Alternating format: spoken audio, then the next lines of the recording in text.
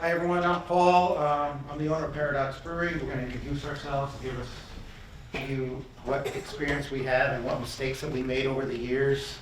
I started my brewery, I started building in 2011. We opened in 2013, built a new one in 2000, opened in 2019 in November, shut down 2 months later. It was a really good year, that one. So we'll give you some information on what we did. I was a professional pilot for like 42 years, retired about 4 years ago. I wrote my first business plan while flying around the world, and that's when I opened up the first brewery. So my experience is more on managing and getting the right people in the right positions. So I brewed a little bit, but I'm not a brewer at all. All right, hey, Derric Edinger, brewer co-owner of Brewery in Finger Lakes in Geneva. We're coming up on our 4-year anniversary this summer, so somewhat of a newbie.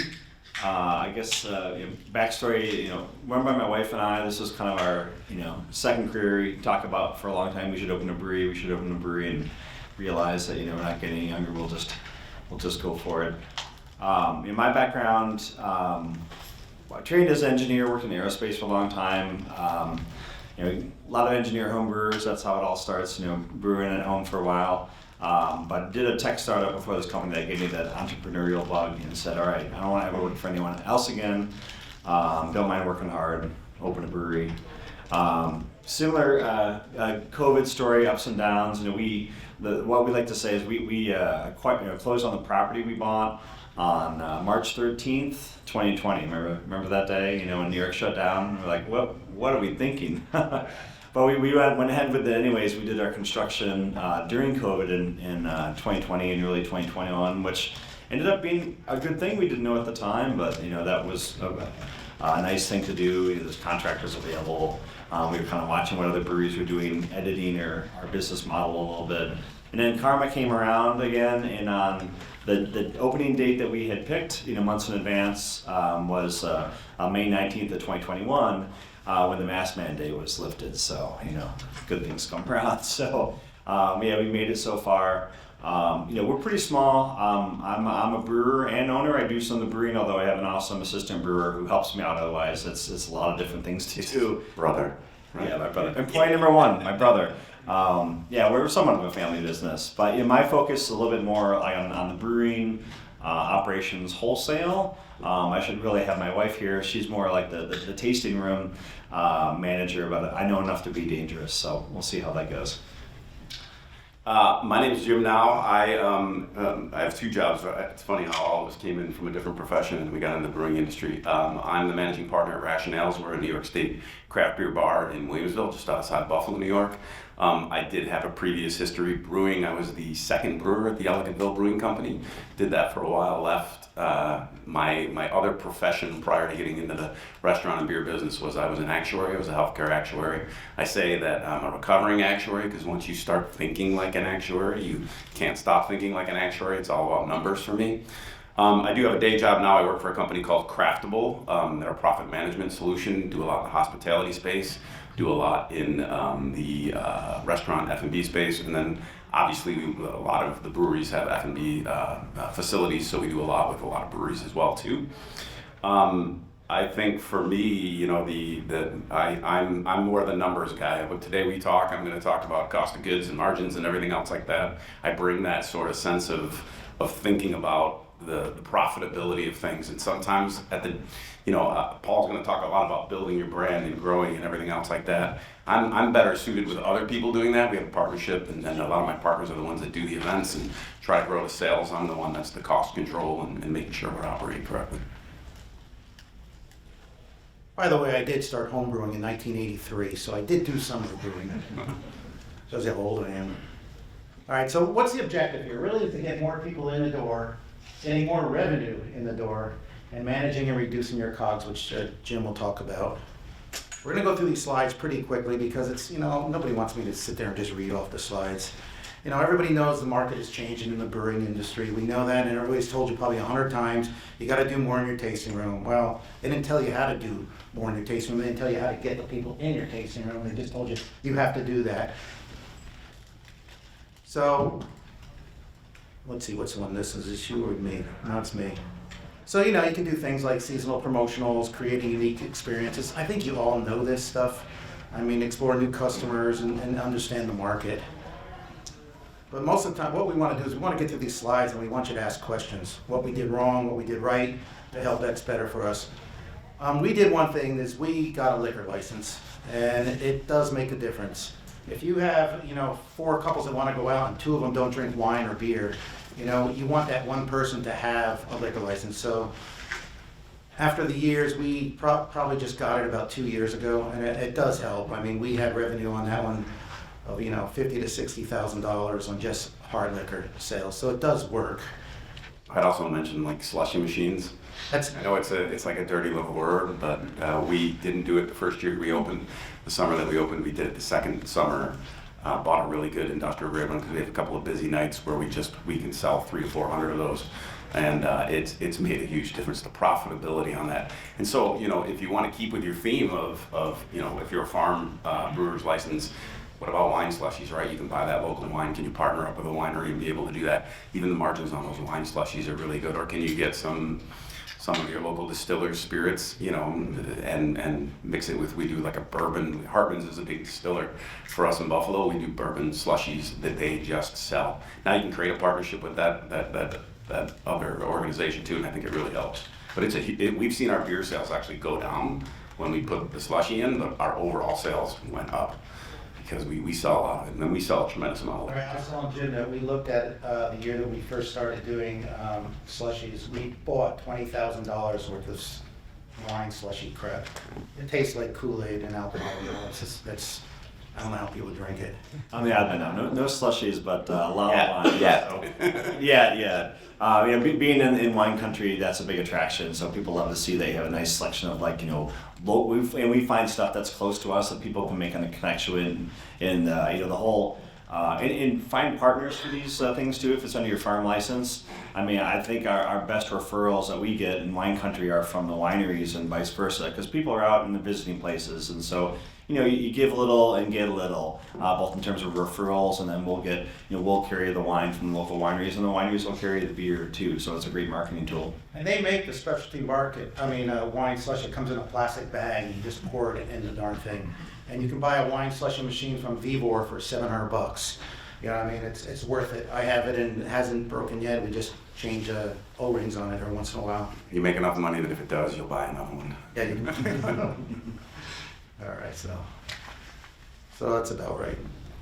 Let's go to the next one. You probably heard everybody say, let's have weddings. Weddings do work, or gatherings, or advertising. We have a pavilion that we built over the last couple of years. It's enclosed, and we have about 10 or 12 weddings already built. That's a lot of good revenue because they pay a lot of money to put weddings out there. Has anybody been doing weddings? Do they have the land? I mean, you can just put a tent up if you want in your background and do weddings, but it does work. Okay, so upselling and tickets. You know, we stopped doing flights. We decided that it took too muit time with the amount of people that are coming in, so we started doing 7-ounce pours at a reduced rate. We sold a lot of 7-ounce pours, okay, and it takes a little bit of time, and they want to order 5 of them or 4 of them. Fine, you're getting a better return on your money on 7-ounce pours than filling up these little 4-ounce glasses and sticking around and walking around with them. We just had individual sales of 7-ounce pours, and that does work. We have a mug club. You guys have a mug club? Yep. Yeah, so when do you do a mug club? You do it you start the membership at the time when it's your worst month. We do ours in April. So this way we have cash coming in during that time period to get us through the start into the summer months. This way we're not, you know, Christmas and stuff like that, those stunts, but April's our worst month. So that's when we do our stuff. We do $125. We give them a t-shirt, we give them the glass when they're finished, and we have a pizza party in March, because this way you don't have all the tourists there. So this way you're not selling 6,000 pizzas. Yeah. You know, so We can extend them. Go ahead. Yeah, we do another club too, and so this is a little bit of my hypothesis, and maybe I can come back in a couple of years and say if it worked or it didn't work. But we do the Mug Club, but where we are, that's so tourist driven. We also do basically like a subscription club. It's like a wine club, and I think it's sort of in people's heads now as the way they view the wineries. Most wineries will have a club where you get a mixed case pickup every quarter, and you come, and there's like a fun tasting event, and if you can't come and pick it up, you can pick it up later, or you can ship it to people. We started doing that. It's small, but it's growing. So my hypothesis is why can't breweries also do these kind of clubs like the wineries do? Because even around us, these tiny wineries will have hundreds, if not thousands, of club members. And it's super sticky, because once you sign up, the number of people who quit is really, really low, and it's this nice flat revenue on the bottom, and you can pick your billing. Okay, we're gonna bill. Let's bill in February. That'd be a good time for a little cash injection. And there's shipping's a little tricky. If you're interested in that, come talk to me afterwards. But you can ship in New York. Pennsylvania permits pretty easy to get. Ohio's not too bad. Some of the other states are a little bit more expensive, but we're going to give that a try. I mean, it builds loyalty too. You build the events. We'll do like club pickup events, which are free, but you know what? All those club members either come before or after the event and have a beer and have lunch. So it's a way to drive people to your place.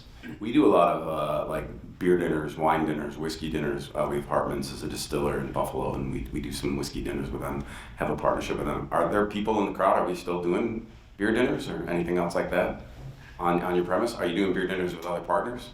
I mean, we do. We partner up with probably 6-7 breweries a year, a couple of wineries, a couple of, sometimes because we have a full liquor license, we did a Buffalo Trace bourbon dinner. We buy a boatload of bourbon, and because we buy that bourbon, we get all that allocated bourbon that's out there, and we use it to make more money, right? It either goes in my private stash or it goes there. We use that to make money. I think, those events are great for us because we're huge patio space. We're slower in the winter than we are in the summer, and it just allows us to stay relevant. It allows you to get this experience. We always either get the owner or the brewer in or somebody to talk about the beer. Can also kind of flex your muscles a little bit from a culinary perspective, give the people something different than they did. So I think that's you talked about weddings and stuff like that. I think that's a good opportunity to do that. Really good in the off season, if you have an off season, to try to drive people, because I think the bar is higher. When the weather's nice or there's more tourism, the bar's low to go out and have a beer. But somehow when it's dark and snowy, people don't want to drive as much. So those things will get people to come in. We have a kind of a small kitchen, so we can't do those in the high season even if we wanted to, but we have the bandwidth in the off season to do it. And partners are great because now you get twice the marketing channel to advertise these kind of things. And if you find a partner who's also slow in the off season, like wineries got nothing to do in the winter, they're happy to send the winemaker and the owner and bring a bunch of wine to your place and bring their audience with them. What does that look like? I've never heard of that event. Is it a ticketed event? A beer dinner? Yeah, we'll sell tickets. So we'll do, usually with beer, we tend to stay around 4 courses. Sometimes with whiskey, we can get a higher price and we'll go to 5 courses. We got one coming up with Hartman's and Resurgence Brewing, where we're going to go beer, whiskey, whiskey, beer. And we'll get like a $70 ticket cost for that. Actually, hang on one second. Derric, would you like to do a beer dinner at Rationale's this winter? We haven't had them. I just thought about that.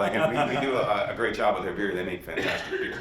So we'd love to do that. Plus, they've got a really good culinary program going there. It's a way we can have him maybe give us some influence and take a little stress off our kitchen guys too. But yeah, ticketed events. You can sell them on Eventbrite. Usually, pre-sell, so the risk is low. You cut it off and give your kitchen enough time to get everything ordered. So the risk is low, and you can track your cost of goods really well. You can price that. I tell my chefs, I need to see the menu, and then I need to see what's going to cost us to do that from that perspective. And it does work well, the cross-marketing, I think. Yeah, we did farm to table this year. Yeah. It did extremely well. It sold out, and it wasn't cheap either. No. So, and beer, giving a beer is nothing. You will run a better cost of goods, and you'll run better labor because you're only bringing those people in to work that event, and then they're going out, and they'll make good money.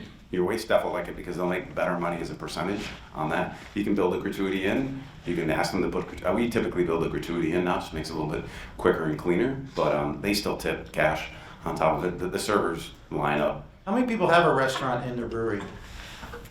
So a fair amount do have a restaurant and brewery. I mean, you can do it if you just have a tap room and you don't have an actual restaurant, partner up with somebody and do it that way. If you've got the space, absolutely. I just think it gives you a unique, something new. I saw, I don't remember who it was, but like getting these customers in the door for the first time, that is something new that if you haven't done that, now you're going to give an opportunity to do beer and food from that perspective. Question on it? We did our first one a couple months ago, and everybody was brand new customers. They weren't regulars. And they also bought beer before the big dinner. Yeah, okay. Yeah. Okay. Come for a pre-drink, Yeah, so and we'll do a promotion. We'll give a discount for the people who attend the dinner to encourage them to take something to go. So because Should sell a ticket to the next dinner at the end of the dinner. Sell it at a discount. You will start to continually fill those up. I want to make sure something very clear too. They're not going to drink a pint of beer, a shot of whiskey, a pint of beer, a shot of whiskey, and a pint of beer. They're going to drink Small a pours. 4 or 5, 6 ounce portion. They're going to drink maybe 3/4 to a half an ounce of bourbon. You don't, for 2 reasons. They would get hammered. There's no doubt about that. But also, like you pointed out, we have a lot of sales before that. We also do live music typically after those dinners. Gets them to stay. And the people that are at the live music that don't know about the dinner, learn about the dinner. It just creates this idea that we're busy and everything else like that. So use them strategically. Think about them and plan them well in ahead. You got to have that menu ready. Unfortunately, we're not good at this. We never have our menus until like the week before. And but if you can get out in front of it, get that menu, get that pairing set up, everything else like that, get that partner. Derric's going to promote this when we do it in the winter. Give him time to promote that from that perspective. So guys, you've all heard of trivia night and open mic, all that stuff. It does bring people in. We get regulars now on Wednesday in the middle of the winter for trivia night. It's every other week, and it fills up. So it is profitable to do. If you don't have a restaurant, it's still something to do. Yeah, do it too. All right. Cost. Here you go, Jim. All you. So, How you waiting? and Paul and I, this is really good. I learned a lot from this because Paul is very focused on growing the brand and growing the business, and that's good. That's not my strength. I worked for EBC for a long time. I was his director of ops. He was a branding guy and a sales guy, and it was a great fit. But I do think there's an opportunity to really look, and I personally believe if you're doing $1 million in revenue out of a tap room, you should be doing a weekly labor cost. You should be doing a weekly cost of goods sold. You have to think of your tap room and your brewery as kind of 2 different businesses. I don't want a really good, profitable bar, but I'm buying the kegs from my tap room for $50 a keg. You should probably have some number as to what you would sell it to a distributor for if you're doing distro or if you're self-distro. Derric should be looking at it and says, he sells me his keg for $170. He should sell that from his own brewery to his tap room for $170, and then he should manage his cost of goods from that perspective. But doing it on a regular basis, I think stripping out that brewery labor, because that brewery labor is assigned to making the beer, and then that taproom labor is assigned to selling that beer. Look at them as kind of like 2 different businesses. I know at the end of the day, one might support the other. We can talk about, does it make sense to have, this brand that is losing me money, but it's bringing people into the taproom? We can have a debate on that. I don't have an answer for that. I don't have that situation myself right now, but that was always talked about at EBC is the profitability of the brewery.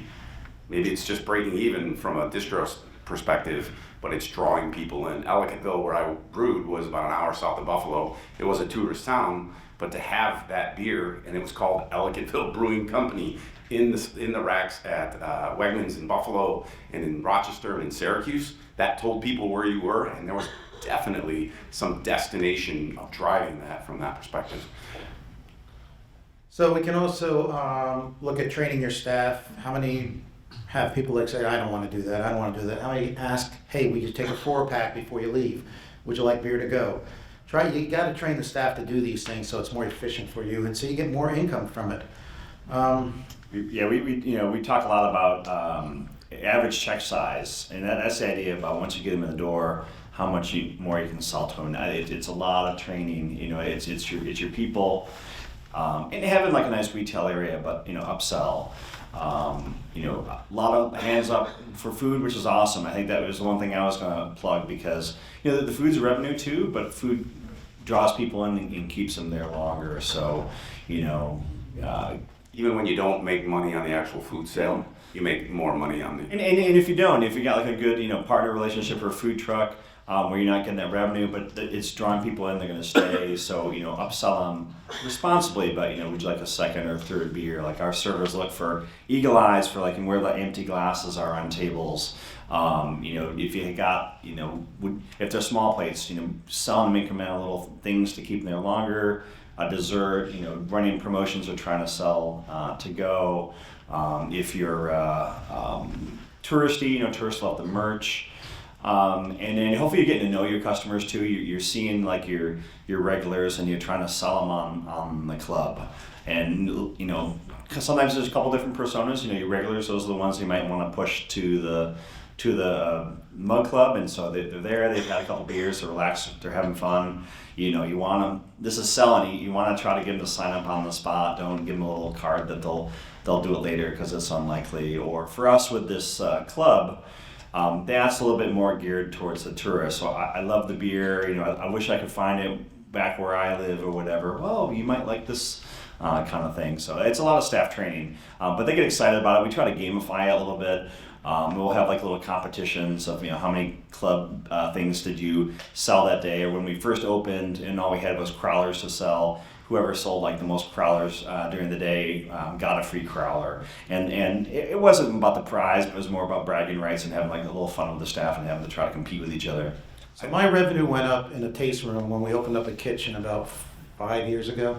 We were doing about $550 in beer sales for the whole year, and today we did 1.8 million, so it does grow. And you looked at my beer sales; they have increased. They're into the 800,000. So I did, by bringing people in, it brought up another $300,000 worth of beer being sold, and liquor. And So even if he broke even on the food, he's got that same profit margin. He's going to be more profitable when he sells on the last 300 and on the first 500 that he did. Another thing to bring up too is your marketing to your customers. Make sure you're getting as much information as you can from them. These clubs give you email addresses and or cell phone numbers, everything else like that. We know it's all about marketing and reaching that customer. You can't send them an email every other day, but can you give them, especially with breweries, can you give them an update occasionally? Here's the new beers, here's the events that are happening in our tap room and stuff like that. Don't forget that there's a value to that as well too.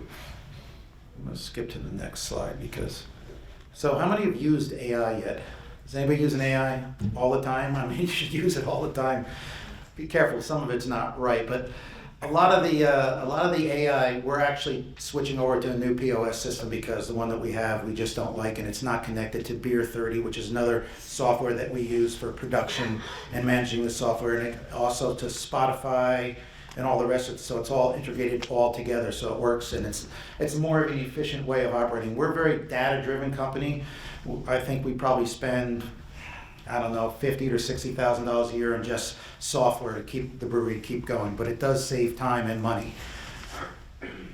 Are you using any of this stuff now? I'm a huge, what's your tech stack? I have the POS to do the transactions, to sell stuff online. We do QR code sales some of the time, not all the time. It's an option, not a force. I think it's good if you can use it as an option, and we vary that service model depending where you are. And obviously, we're not using QR codes in an event or anything else like that, but I think that's really important. Obviously, I work for a company called Craftable that does profit management. I think having a profit management software, whether your POS maybe does it or a third-party one from that, and then what I like is also the accounting, right? You're using the same data that you're using, you're getting POS data, you're getting purchasing data and everything else like that. There's a lot of data out there. There's a lot of technology, online schedules. We don't even, I see, social media and everything else like that. What are you doing with the technology? Your tech stack is becoming, I think, just more and more important in everything that you do. I personally pay, I'll say it, I pay Toast $1,000 a month. They are my POS, they are my website, they're my loyalty program, they are my scheduling program, they are my events management program. I'm giving them a lot of money, and I'm giving credit card fees on top of that. But that technology allows us to be a lot more efficient, and we get a lot of good data that then we can analyze. What's my most profitable menu item? I'd rather sell that than one that is less profitable. Our number one, we menu engineer. These are the ones that we sell a lot and they're profitable, don't change them. These are the ones that don't sell a lot and they're not profitable, get them off the menu, right? And then what's profitable but I'm not selling a lot of it? How do I feature that? Do I push that out to my customers? Do I run it as a special? Do I do a server contest, stuff like that? You don't get that unless you're tracking that data in your POS system and your profit management system. Back to AI, social media and marketing. Those of you who do it, it takes a lot of time, right? It brings a lot of value, but takes a lot of time. So, using AI to generate like your script for your posts or content for your web page, it's pretty much free now. You'll see little widgets or wizards on Facebook, Insta. We use Squarespace, for our web page, and it'll help you. You can either have it create content for you, or you can have it rewrite content for you.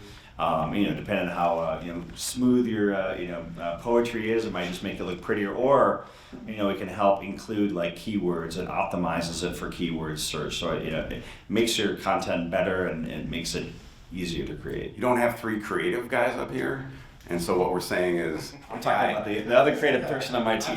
I'm saying use that AI to create some of that creativity. One of the hardest. I hired somebody to do that for me. Oh wow! Now you replace it with AI. No, I hope she's not in the room. She's not here. Question. The last slide said that AI was built into Square. Is that just in the reportings that come there, or? What is AI? I gave a presentation online once about what is AI. AI is using technology to be more efficient or to figure things out or to create things. So I think AI covers, everyone's saying they're using AI, and they kind of are, but in different ways. POS systems, my POS system tells me what the number one selling thing is, and it puts it on, it sends me an email and says you should promote this more, or this is the one that got the best feedback from your customers.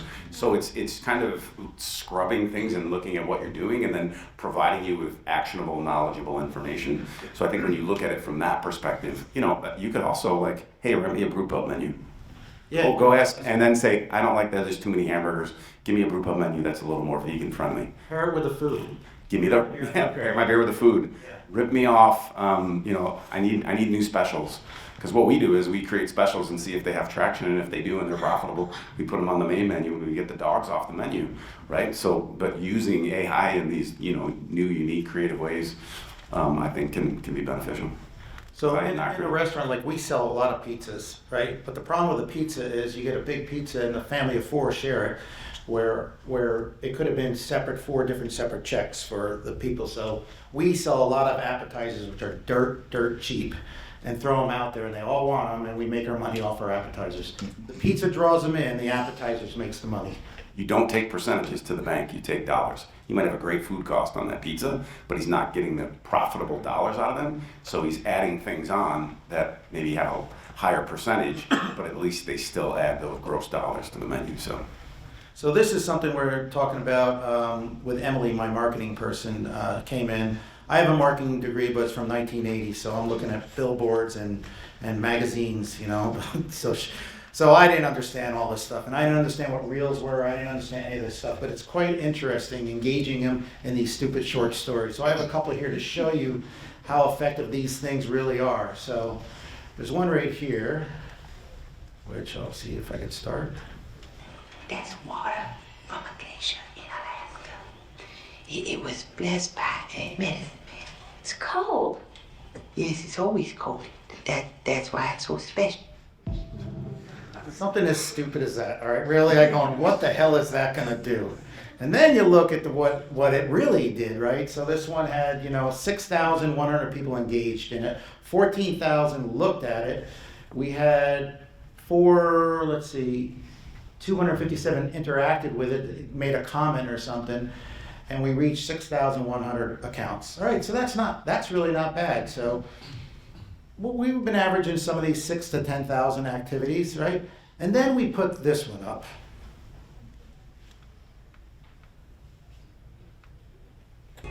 I love autumn. I just love it. That's the director of operations there. Oh, He's running around here. Tell him he's a movie star. TikTok star. So, what did that one do? All right. 5,102,337 people it reached. All right. Out of that, 99.9% never even heard of us. All right. 7,200,000 shared or went more than that once time. So it was like, and then 360,000 loved it. And I guess 140, I don't even know what half these things, Emily knows all what they are. So. But it's just kind of amazing to me that I saw a number in the millions on this stuff. And every day it was jumping and jumping so much that people started copying it. Other breweries started copying it. So it went viral. And this was all in, and the map shows where it is. It's all over the place, including Kuwait. What the hell in Kuwait? I guess they love beer in Kuwait.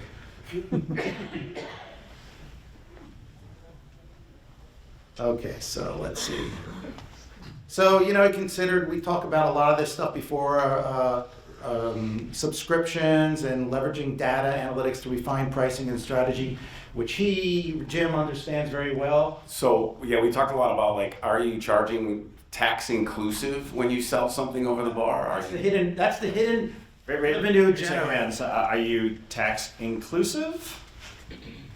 Are you tax, now who's tax exclusive? Tax not included? It has to be a separate line item. That's true. Yeah. Right, but tax inclusive can be, if you want the receipt, the $5 beer gets $5. So if you advertise 40 cents of tax, or you charge $4.60 plus the 40 cents in tax on top of it to get to the $5. There's also something called smart tax. So if you use smart tax, it says, hey, if you're just buying a beer at the bar and you're probably gonna pay cash in that sense, we'll charge $5. You know, when your bartenders have to deal with change and everything else like that. The minute you put it on a credit card, the minute you put any food on it, because the minute they order food, they don't care what the price is, tax exclusive, inclusive. If you have the ability to do that smart tax, or just simply be tax exclusive and charge the tax on it, I mean, if you think about that, that's for us, it was about a 4% hit to the bottom line. If you would use that smart tax on those sales that are happening at the bar, it meant somewhere around $5,000 to $6,000 of hidden revenue by saying, hey, every time you buy a beer, I'm not just going to charge you the flat $5 with the tax included. So it's little things like that. We talked about how many folks take credit cards and pay their servers tips. Show of hands, right? Number one, do you give them the tips at the end of the night, or do you put it in their paycheck? Show of hands, who puts them in the paycheck? Thank God, that number has grown in the years I've done this. That's really good. How many of you charge the server the credit card processing fee on the tips that they make? So that's a much smaller group of you. If you do $1 million in revenue, you do $800,000 on credit cards, but there's a 20% tip and tax on that, you're processing about $1 million. So if you look at that $1 million and say the tips on that $1 million is about $200,000, and your average credit card processing rate is about 3%, that's $6,000 out of your pocket. The conversation that I think you have to have with the server and everyone else is, why do we take credit cards? Because people want to use them. Some people won't go places that don't do cash. Why else do we take them? They're quick, they're easy, they're efficient. We do the credit card now with the handhelds, boom, you're done from that perspective. It allows us to do more transactions, it allows us to do it quicker. So my explanation usually to the servers when they come and work for us, because sometimes they do come from places that don't do this, is I'm paying the credit card processing fees on the revenue for the business, because we are the business. I'm paying the credit card processing fees on the tax because we're responsible to pay the tax to New York State. All I'm asking you to do is cover the credit card tips or the processing fees on your credit card tips. Don't charge them. If they cost you 3%, don't charge them 5 or 8, you will go to jail. But you can legally charge them what it would cost you on that credit card to do that. And the explanation you give them is it speeds the process up. If you had to go and do change and whatever, you couldn't you go from a 4-table section to a 6-table section from that perspective. So that's just that hidden question over here. Yeah, people spend more money on credit cards. That increases your check average, and when that check average goes up, the house makes more money, the servers make more money. Anything that you can do to allow that server to take more volume helps both of you. You have less payroll costs. They make more money. When they make more money, they don't go anywhere. So you can train them. You can keep them for longer. You don't have to invest in that training. It is a trade-off. You got to have that open conversation with them. But again, on $1 million, 5,000 to 6,000. Well, last night you told me about this. I called up my wife and talked to her this morning, and she said we gave away $10,000 to the servers. So we need to collect those fees that we're paying for them. So $10,000. How many people include? And it's 25, 50 cents per person. Yeah. If you made $100 and it's $1 or $2, at night on these servers. They're not, when you break it out that way. I also like to do it if you're going to do it and you're transitioning POS systems. Do it when you transition POS systems and explain to them, I'm investing in this POS system because it's going to make your life easier and quicker. You're going to make more money here, and what we're asking you to do is just only contribute on that part of it. How many include tax in the price of the food without a separate line? Anything, so I want $5 of the tax, all right, well, don't, because you just lost 8% of your money. Yeah, people don't pay attention to tax. On beer, they I'm might. not the only one, not Prison City, but one of the other guys I was talking to, big breweries too, as well as us, about 2 years ago, the light went on in my head, why am I doing that? And it saved me I gained $144,000 by having a separate line, the tax, instead of me paying the tax off the price. We changed it about a year ago and haven't had anyone No one even complain. glanced at it. So you can save money, you can make instant revenue. It keeps your pricing is cleaner to have whole dollar amounts. The price on the menu, you don't have to inflate it. It can stay the same, and it's on the check. Yeah, I think maybe it depends a little bit. If you're more of a tap room and if you have food, we're a little bit more food centric. So I think when people are in the restaurant mindset, they're already used to that tax being on the bottom of the receipt. Tap rooms may be a little bit different. That's maybe where you could have the split approach there. Are any of you charging the 3% credit card processing fee? Ooh, That's a bad idea. that can of worms. I don't like it. No, Hate it. don't do it. You doing it? We don't do dual pricing. You're just gonna piss off the customer. Someone in the Come on, room. like I Jim won't say said, who it is. But raise it a quarter, raise your menu a quarter. yeah. Yeah, I would agree to pay a proportional increase in credit card processing fee when you raise the price. Well, I need it. Yeah. What's the question? Here's the other thing, negotiate your credit card rates. If you can. If your POS is the one that's doing it, sometimes they can lock you into it, but sometimes you can negotiate that rate. A good rate, I wouldn't start negotiating too much if you can get it a little bit under 3. There's not a lot of wiggle room. What's your thought again? I think I heard you say a couple of things. Like we have, so for cash, we include the tax. Yep. Cash price, but you don't want to deal with change. Yep. A credit card. Honestly, if you got to deal with changes, deal with quarters. People don't care if it's smaller than a quarter. Credit card, we add the tax and we add Yep. the processing. Yep. That's kind of what we do, but what's your? I'm not saying you shouldn't do it. I just personally don't believe in it. I worry about the blowback or the thought of, hey, here's another fee. You see those social media fees of like, why? First of all, why am I tipping for this? I will tell you, a whole bunch of hands went up. Hang on. I will tell you this. Yeah, no, you have to. You have to make the right decision for yourself. You may have a lot of old-time servers who will revolt if you try to take that 3% on their tips. Do it. See if you can do it. Approach them with it. Kind of explain it to them. Make it in a way where it's not going to really penalize them. Or if you tell them, guys, it's like $1 or $2 a night, but we struggle to make a profit. This meeting is profit, profit, profit. One of the 3 people here made a profit last year. Maybe 2. I can tell you we did not make a cash flow profit. I don't know if we were profitable or not. It's all relative. But this is important, and you can share that with your staff. Then you can say, hey, guys, we're running this. They'll see it if you're down in sales or things are flat or costs go up. Everybody's talking about inflation. You just have to be honest and then talk about some of these things. But you should do what is right and what is absolutely best for you. It's not all one size fits all. My question is though, what is legal? Because if he's not charging sales tax on cash transactions. He's charging sales tax. He's saying it's $5. I'm selling it for $4.60 and charging them 40 cents in tax. And so you pay the state 40 cents in tax. The other way is I'm charging them $5. They pay $5.40 because they pay the customer actually pays the $5 and the 40 cents tax. That's tax exclusive. That's how a lot of industries that aren't the bar. If you go to the grocery store, the grocery store is a bad idea. Cash price and credit price. That's different. Cash price and credit price versus tax inclusive, tax exclusive are 2 different things. I don't know if we want to do this in this forum, but yeah, they're 2 different things, and they both will have an impact on how much money goes in your pocket at the end of the day. isn't there like a New York State law on how you have to advertise? Yeah, we should How do you this present- with Stefan in the room here. He's Stefan, let me take a shot at it. You must on your menu you have to clearly say included or not included. It must be clearly stated. For sales tax, as well as if you cannot give I don't remember exactly, you should look it up. You can absolutely charge for credit card fees, but either it like has to be a discount off the full price for cash. It can't be a surcharge for using a credit card. So, right.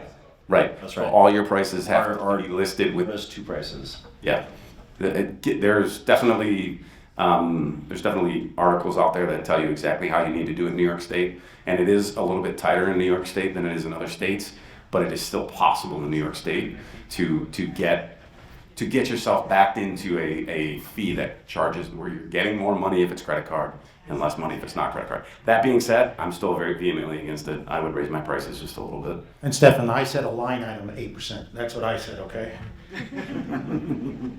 You're still. The processing, charging the credit card processing fee, you're not against, having inclusive versus exclusive cash versus credit. Absolutely not. The customer doesn't know it. If the customer is ordering food, they don't care what the number is. How many Only time the people customer actually cares get is.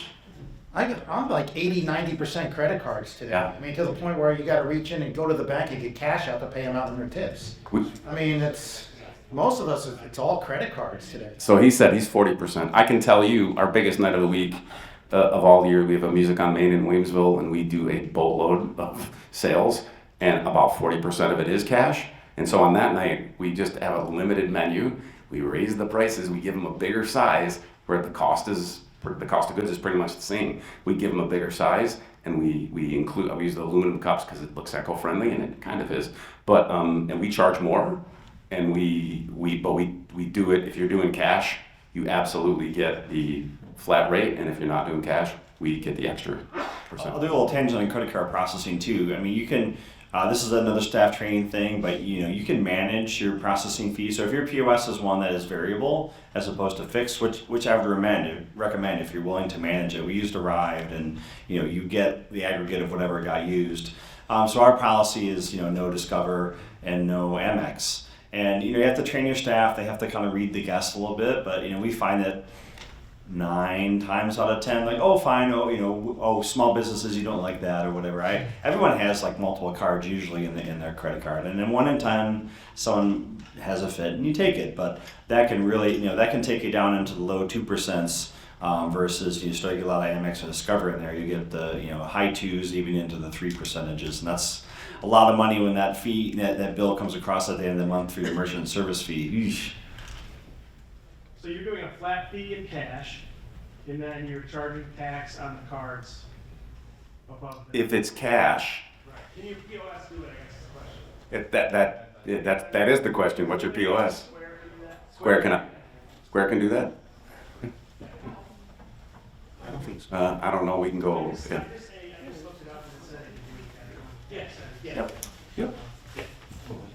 And again, that's maybe 4,000 to 5,000 per million. Vendors want to give people 20 cents. There's not No. enough time for that. I would also say don't use penny, dimes, and nickels. They're not in our cash drawers. It's just quarters. You take the rounding. As a matter of fact, when we collect cash at the end of the night, we don't even collect the quarters. What's the point? The rounding works out in the end. Stefan? I just want to say that for credit card fees, the New York State Department of State has a very clear guide. It's a 1-page document on how you can legally and how you should not be illegally charging credit card fees. New York State Department of Tax and Finance has a bulletin on how you can be charging sales tax. So, however you're doing it in your sales tax system, please make sure you're following the guidelines as per state laws. That's all I'm going to say.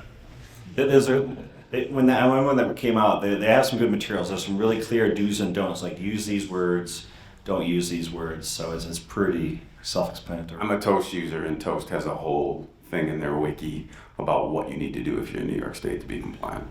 But again, we don't charge that extra for those credit card fees. So if you're going to do it, just make sure you dot your I's and cross your T's. I just want to throw out, I completely agreed with you about not charging credit card fees for the first 10 years of being in business.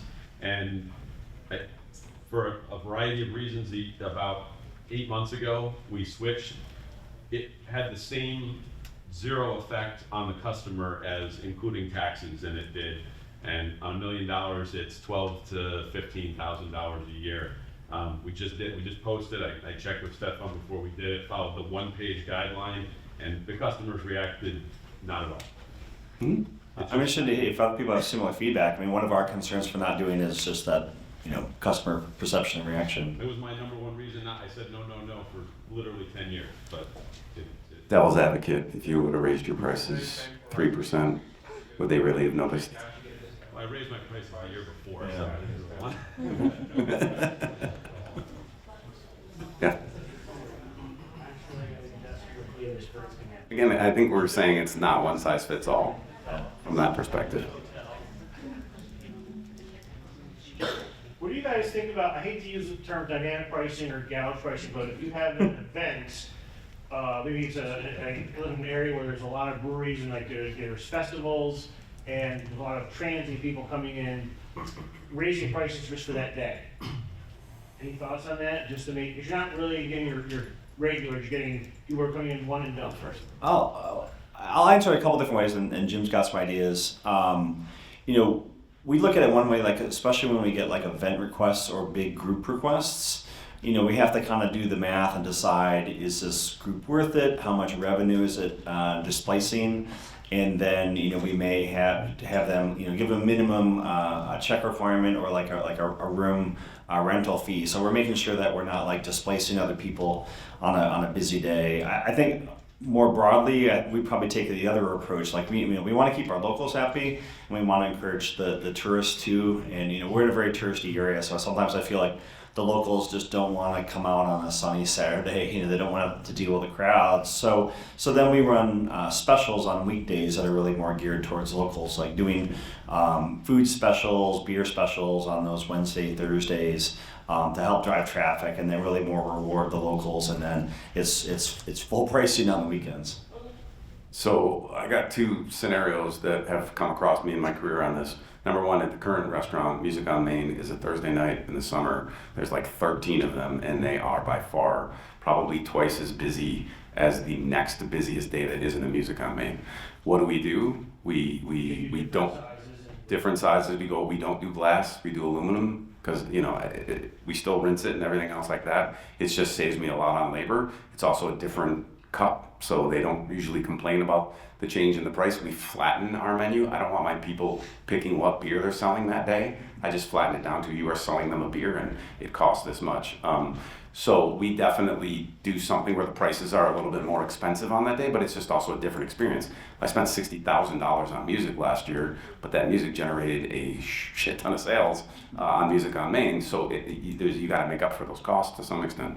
I will say this, when I was in Ellicottville at the Ellicottville Brewing Company, before Ellicottville became a 4-season ski and summer thing, I don't know if you're familiar with it, they were very busy in the winter and like dead in the summer in the mud season. And so they actually adjusted their prices, and they worked with the village folks, right? So they would say, hey, when you're coming in the summer, we're gonna have lower prices. When you come in the winter, they don't want to come in as much because it's busier and everything else like that. So you can tier your pricing that way. Also, I had a location in a college town, and graduation was the busiest day. We raised the prices because all of the downstate kids parents were coming to Fredonia, and it was limited, and we can only make the money on that one day. So different menu offerings, raise the price. If the regular comes in, hopefully your staff knows who the regulars are, and they give them, hey, you know what, the prices are elevated, so I'm gonna give you a free drink or something else like that. So I think you should absolutely take advantage of it. Now, having your beer price vary by who wants to drink it more or whatever, I know there's those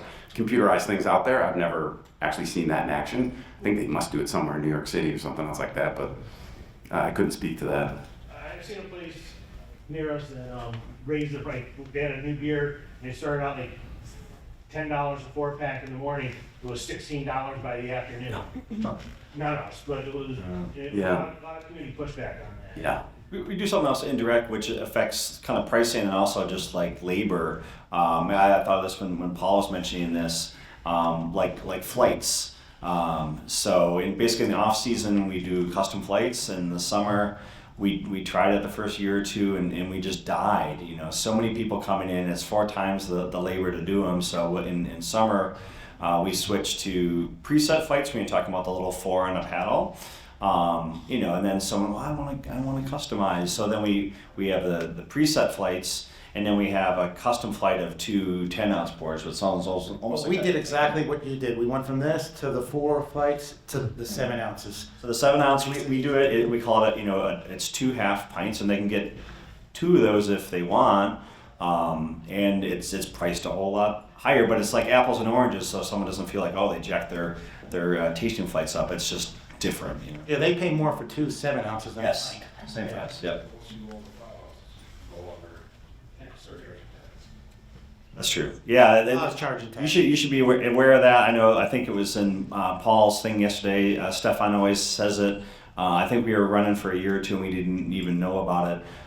Flights, which is like flights of 4, but anything below 5 ounce, if you have a price for like a single taster or things like that, tax free, and make sure your POS can do that, because that's tax free.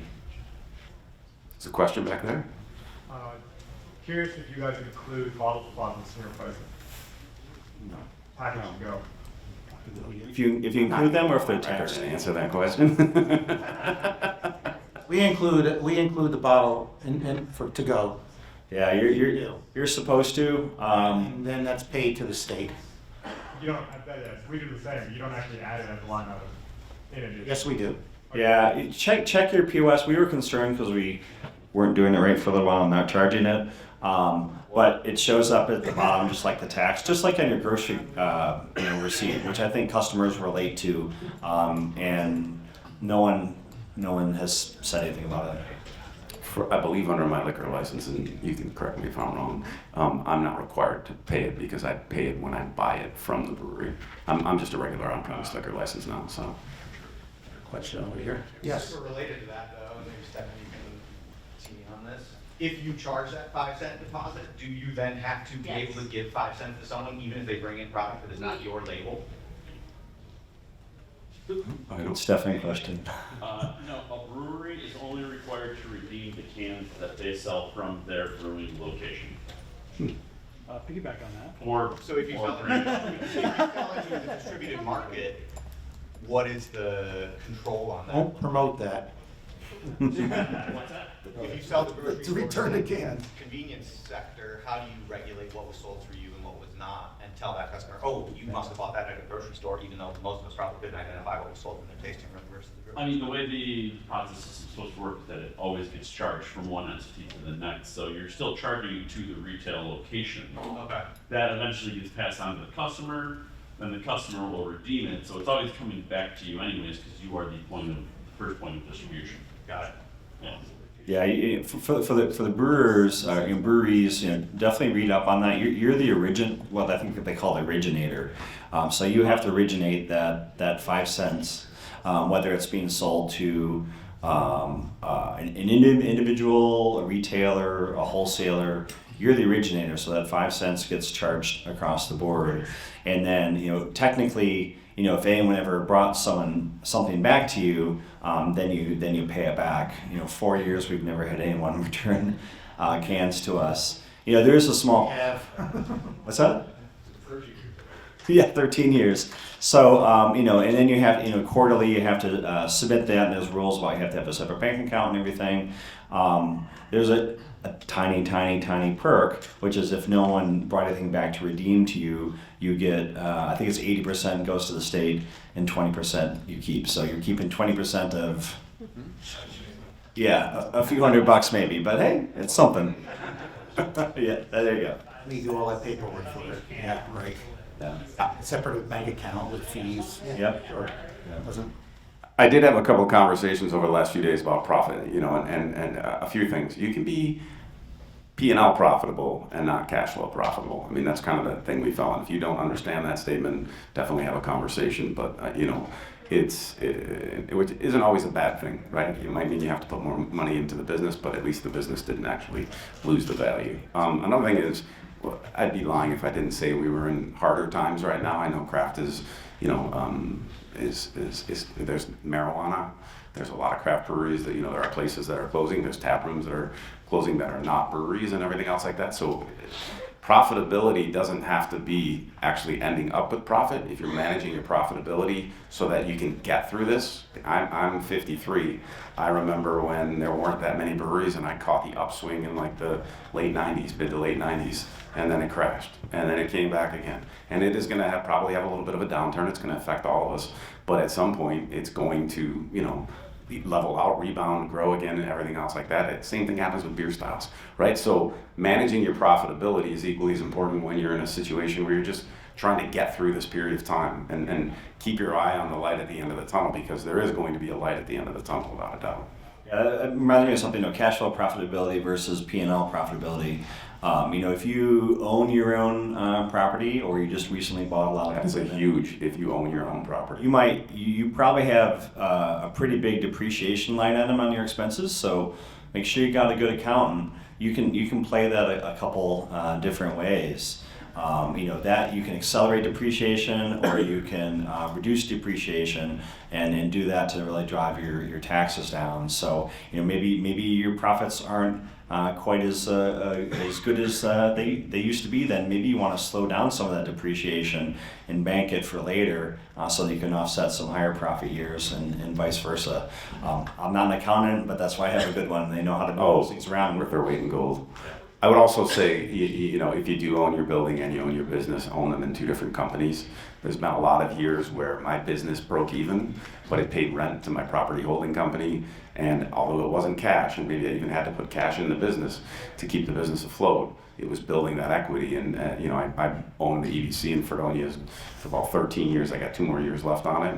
It's a couple $100,000 worth of equity in that building that I get at the end because I didn't pay it as rent. So if you ever have the opportunity, you're also investing millions and millions of dollars in some instances in brewing equipment and stuff like that. So making those improvements, you know, if you can own the underlying property, always beneficial. A lot more financing options too, SBA, if you're doing that from that perspective. But if you can't own the property, own the property. And if you do, own it in a separate LLC. Any more questions? Okay, thanks everyone.